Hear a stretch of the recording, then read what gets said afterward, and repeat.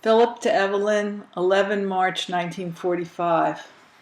My darling, no mail again today, and it was such a typically routine day that I hardly know what to write about tonight. Suppose I start with the weather. Maybe I'll think of something in the meantime. Well, there wasn't much sun, but it wasn't raining either, which in itself makes it a nice day for these parts.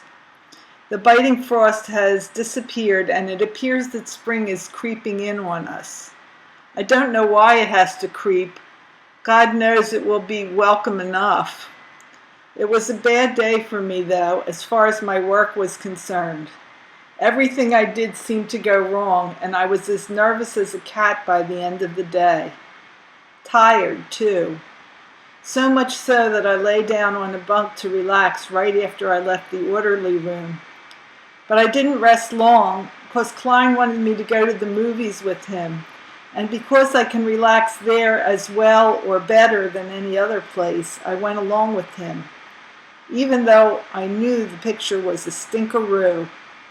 It was One Body Too Many with Gene Parker, Jack Haley, and a mediocre cast. It was a mystery that exaggerated all the movie tricks in an attempt to make it funny, and it did have its moments, but they were too few and far between to compensate for the long, dull intervals. The snack bar was too crowded to warrant sweating out the queue, line to U Suite, so we came right back to the company area. I started this right after I reached my hut, and I'll be relieved when I get to the bottom of the page, because for some unaccountable reason I'm unusually weary this evening and can hardly wait to turn in. Gee, baby, if only I had you to snuggle up to tonight.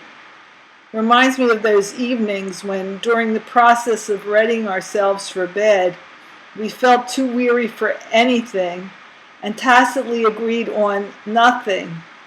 Not tonight, but somehow always wound up with something. And I do mean something. Good night, honey. I love you. Always, your Phil.